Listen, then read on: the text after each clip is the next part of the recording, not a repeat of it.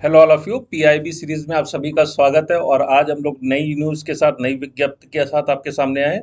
और ये न्यूज़ जो है फ्लेक्सिबल फ्यूल या फ्लेक्स फ्यूल के बारे में ये न्यूज़ है, बड़ी इंपॉर्टेंट न्यूज़ है आपके लिए। और इसमें से दो चार पॉइंट आपको जरूर मिल जाएंगे जो आपके प्रिलिमिनरी एग्जाम और मेंस एग्जाम में आपको हेल्प करने वाले हैं। ठीक है, तो सबसे पहले बात कर लेते हैं फ्लेक्सिबल फ्यूल क्या होते हैं। ऐसे फ्यूल जिनको पेट्रोल में अगर आप इथेनॉल एथेनॉल या मेथनॉल में से कोई भी एक चीज मिला लेते हैं तो ऐसी स्थिति में जो फ्यूल बनता है उसको हम फ्लेक्सिबल फ्यूल कहते हैं। और जो व्हीकल्स इस पर चल सकते हैं उनको फ्लेक्सिबल फ्यूल मोबिलिटी व्हीकल्स कहा जाता है। तो ये व्हीकल्स जो हैं जैसे जैसे इनकी संख्या जो अभी जो वर्तमान में गाड़ियां इंडिया में चल रही वो कम मात्रा में एथेनॉल को झेल सकती हैं। जैसे जैसे हम गाड़ियों की टेक्नोलॉजी में चेंजेस लाएंगे और गाड़ियां ज़्यादा से ज़्यादा मात्रा में हाई कंसनट्रेटेड एथेनॉल का यूज़ करना शुरू करेंगी, उसकी परसेंटेज ज़्यादा झेल पाएंगी।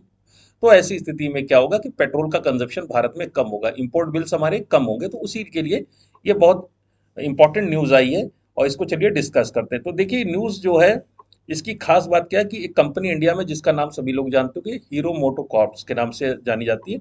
और इसने एक नई तरह की मोटरसाइकिल इंट्रोड्यूस की है, एक है स्प्लेंडर प्लस, दूसरी एच एफ डीलक्स प्लस, जिनके नाम आपके एग्जाम के लिए बिल्कुल भी इंपॉर्टेंट नहीं है।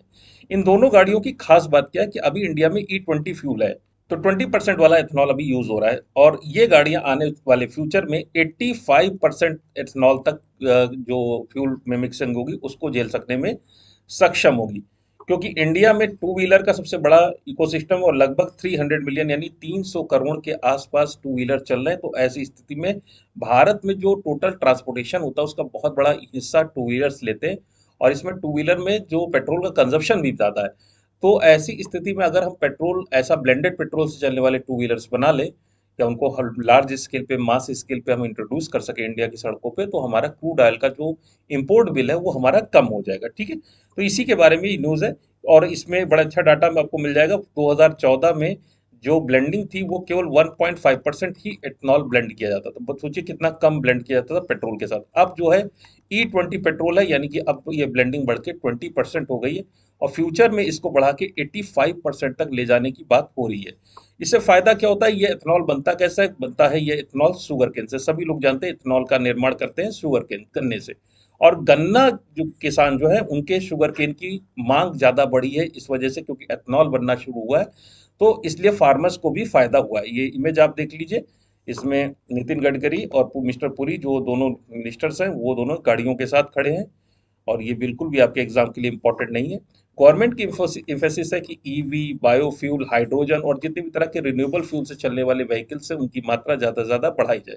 रीजन है, ये इंपॉर्टेंट पॉइंट है, 88.5%। ये ध्यान दीजिए, नंबर बड़ा इंपॉर्टेंट है। 88.5% क्रूड ऑयल अभी भी हम इंपोर्ट करते हैं। ठीक है, और अलग अलग तरह के जियो पॉलिटिकल प्रॉब्लम्स, टेंशन वगैरह बनते रहते हैं। ईरान और अमेरिका का वॉर होता है, कभी कहीं यूक्रेन में वॉर हो रहा है। तो ये क्रूड ऑयल के प्राइसेस जो है हाईली वोलेटाइल है, फ्लक्चुएट करते हैं। और इसकी वजह से हमारा जो फॉरेन रिजर्व है हमेशा प्रेशर में रहता है। रुपये की कीमतें जो है अस्थिर रहती है।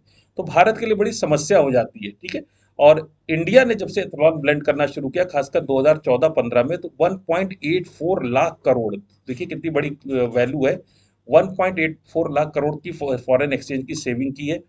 30.302 lakh metric ton crude oil हमने बचाया है ये एथेनॉल की ब्लेंडिंग करने से। और कार्बन डाइऑक्साइड एमिशन में 909 lakh metric ton carbon dioxide का एमिशन हमने सेव किया है। तो यहाँ पे एक नया टर्म दिया मोदी गवर्नमेंट की। खास बात है कि नए नए टर्म्स लाती रहती है। किसानों को अन्नदाता की जगह अन्नदाता से ऊर्जा दाता का नाम दिया है। अभी इसके बारे में भी डिस्कस करना है कि अन्नदाता ऊर्जा दाता में परिवर्तित हो रही है, अच्छी बात है या हमारे देश के लिए खराब बात है। मिनिस्टर ने कहा कि 1% अगर एडॉप्टेशन हो जाता है एनुअल पेट्रोल व्हीकल सेल्स में, तो इसकी वजह से 4 करोड़ लीटर एथेनॉल की वैल्यू कीमत बढ़ेगी। ये डाटा आपको याद करने की जरूरत नहीं है। बस हाँ, जाहिर सी बात है जितनी भी पेट्रोल वाली गाड़ियां, एथेनॉल मिक्स वाली गाड़ियां बढ़ेंगी तो उससे जाहिर सी बात है एथेनॉल की डिमांड तो बढ़ेगी। 195 करोड़ रुपया फॉरेन एक्सचेंज बचेगा, इंपॉर्टेंट नहीं है data. 1.85 lakh 128 lakh metric ton crude oil import बचेगा। कार्बन डाइऑक्साइड एमिशन घट जाएगा लगभग 0.86 लाख मीट्रिक टन। इतना डाटा आपके लिए इंपॉर्टेंट नहीं, सब चीजें जो है कंपेरेटिवली घटेगी। इसमें से खास बात है कि 160 करोड़ रुपया जो है इंडियन फार्मर्स को मिलेगा, जो कि टू व्हील व्हीकल्स की में जो डिमांड हो रही है, जो एथेनॉल की डिमांड हो रही है उसकी वजह से। ठीक है, तो ये इनको फार्मर्स को मिलने लगेगा। E85, अब आगे चल के बात करें E85 व्हीकल्स जो हैं, जो कि हीरो मोटोकॉर्प के दोनों गाड़ियां बनाई हैं, इनकी मैन्युफैक्चरिंग कॉस्ट कम है। मैन्युफैक्चरिंग कॉस्ट कम होने से मतलब ये नहीं कि पहले जो पुरानी पेट्रोल वाली गाड़ी आती थी वो 1 लाख की थी और ये गाड़ी जो है 80,000 की आ जाएगी, ऐसा नहीं है। मैन्युफैक्चरिंग कॉस्ट कम होने का मतलब है कि जो अगर पुरानी पेट्रोल गाड़ी 1 लाख की आ रही थी तो इसमें इस गाड़ी की कीमत भी लगभग लगभग 1 लाख रुपए ही रहेगी। कोई खास कॉस्ट में परिवर्तन नहीं होगा, क्योंकि बहुत सारी चीज़ें बदलने की ज़रूरत नहीं होती। कुछ ऐसे इक्विपमेंट्स होते हैं, कुछ ऐसे इंजन के पार्ट्स होते हैं रबर के बने हुए जिनसे एथनॉल रिएक्ट करता है। तो कंपनी ने कुछ खास नहीं किया, उसने 2-3 काम किए। उसने वो पार्ट्स जो कि एथनॉल से रिएक्ट करके खराब हो जाते हैं, कोरोजन हो जाते हैं, उन पार्ट्स को चेंज कर दिया है।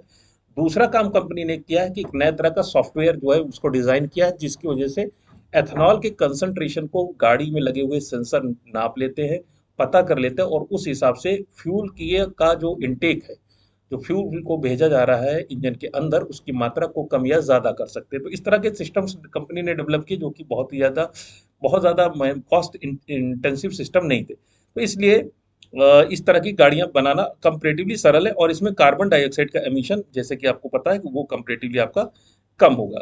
अब इसके अलावा E85 फ्यूल की प्राइस जो है गवर्नमेंट चाह रही है कि E20 से कम होगा। जाहिर सी बात है, एथनॉल सस्ता है, पेट्रोल महंगा है। तो जैसे जैसे एथनॉल पेट्रोल में एथनॉल की मात्रा आप बढ़ाते जाएंगे, वैसे वैसे कॉस्टिंग क्या होगी आपकी, कम होती जाएगी। तो उसी के बारे में बात करा जा रहा है कि E85 जो हमारा फ्यूल होगा उसकी कॉस्टिंग हम लोग जो है इससे पहले से कम रखेंगे। ठीक है, आगे बात करते हैं कि गवर्नमेंट अब हर तरह की सपोर्टिव पॉलिसी लाने के मूड में है। इस तरह की जो भी चीज़ें हैं, क्या नाम है, एथनॉल में मिक्सिंग की, पेट्रोल में एथनॉल की मिक्सिंग के लिए जितनी भी तरह के सपोर्टिव प्राइसेस है, पॉलिसीज है, वो सब करने के लिए गवर्नमेंट तैयार है। ब्राज़ील में इसका सक्सेसफुल एक्सपेरिमेंटेशन हो चुका है, और इसके अलावा जो है और कोई खास इसमें बात नहीं है। ठीक है, तो ये सारी की सारी चीज़ें जो हैं आपके एथनॉल ब्लेंडिंग वाले जो सिस्टम है इसमें आपको दिखाई पड़ेगी। अब इसमें आप इसका एक नेगेटिव एस्पेक्ट भी, उसके बारे में बात करना भी ज़रूरी है। देखिए होता क्या है कि आप जो है जो शुगर केन है, sugar cane water intensive crop है, और जब ये इसको उगाते हैं तो उसकी वजह से पानी का बहुत ज़्यादा यूटिलाइजेशन होता है, बहुत ज़्यादा एक्सेसिव वाटर यूज़ होता है। और जिन स्टेट्स में शुगर केन प्लांटेशन ज़्यादा हो रहे हैं, जैसे महाराष्ट्र वगैरह में, वहाँ पे ड्रॉट जैसी कंडीशन बहुत ज़्यादा है, और ग्राउंड वाटर जो है वो डिक्रीज हो रहा है। तो जो शब्द यूज़ कर रही है गवर्नमेंट, स्लोगन यूज़ कर रही है, अन्नदाता से ऊर्जादाता, अपनी जगह पे ठीक है। लेकिन दूसरी तरफ हमें ये भी देखना चाहिए कि वाटर जो हमारी सिक्योरिटी है, जो जल सुरक्षा है, उसके ऊपर भी तो संकट खड़ा होता जा रहा है कि हम पानी, जमीन के अंदर का पानी निकाल के गाड़ियों के अंदर पेट्रोल की जगह पे भर रहे हैं। तो एक ये भी समस्या दिखाई पड़ती है। दूसरी बात करें कि ये एथनॉल जो है वो एक तरह का क्लीन फ्यूल है, कंपेरेटिवली क्लीन फ्यूल है। तो उसके बारे में भी हम लोग बात कर सकते हैं कि क्लीन फ्यूल नहीं है। क्यों नहीं क्लीन फ्यूल है? क्योंकि जहाँ पर डिस्टिलरीज में, जहाँ पे इसका डिस्टिलेशन होता है, जहाँ बनता है एथनॉल गन्ने से, वहाँ बहुत सारा वाटर पोल्यूशन होता है। ब्राउन वाटर और ब्लैक वाटर यहाँ से निकलता है। दूसरी चीज़ है कि कार्बन, जो एयर पोल्यूशन होता है, पार्टिकुलेट मैटर निकलते हैं, सल्फर डाइऑक्साइड गैसेस निकल रही, नाइट्रोजन ऑक्साइड गैसेस निकल रही, सॉइल का पोल्यूशन होता है, सॉइल का पीएच चेंज हो जाता है। तो ऐसा नहीं कि ये बहुत ही ज़्यादा क्लीन और हर तरह से सुरक्षित फ्यूल है, लेकिन भारत की कुछ मजबूरियां भी हैं, और उन मजबूरियों में हमें एक सामंजस्य बिठा के रखना है। जो ईवी की बात होती है, ईवी में एक समस्या है कि ईवी के जितने भी मेटल्स वगैरह जिनकी ज़रूरत है, निकिल वगैरह है, वो भारत में कम पाया जाता है, तो बाहर से इंपोर्ट करना पड़ता है। रेयर अर्थ मिनरल्स की बात हम करते हैं, रेम इंडिया में कम से कम मिलते हैं, और इन्हें बाहर से इंपोर्ट करना पड़ता है। तो ये सारी दिक्कतें हैं भारत के साथ। तो इसी में बीच का रास्ता निकाला जा रहा है कि किसी तरह से इंपोर्ट बिल्स को कम किया जाए, पॉल्यूशन के लेवल को कम किया जाए, और अलग अलग तरीके अपना करके भारत में जो ये दिक्कतें, ये जो क्रूड ऑयल कंजप्शन है इसकी, और जो कार्बन डाइऑक्साइड एमिशन, ये कम हो, और आम आदमी की जेब पर जो खर्चा है वो कम पड़े। और इसमें खर्चे की बात भी है कि ये 85 सस्ता होगा, लेकिन एक समस्या ये है कि जो एथनॉल है, ये इसकी दिक्कत है कि इसमें एनर्जी जो है वो कम होती है। तो 1 लीटर पेट्रोल में आपकी गाड़ी मान लीजिए 50 किलोमीटर जाती है। उतनी दूरी चार्ज देने के लिए अगर आपको एथनॉल मिक्स आप यूज़ करते हैं, तो आपको करीब करीब 1.25 लीटर फ्यूल की ज़रूरत पड़ेगी।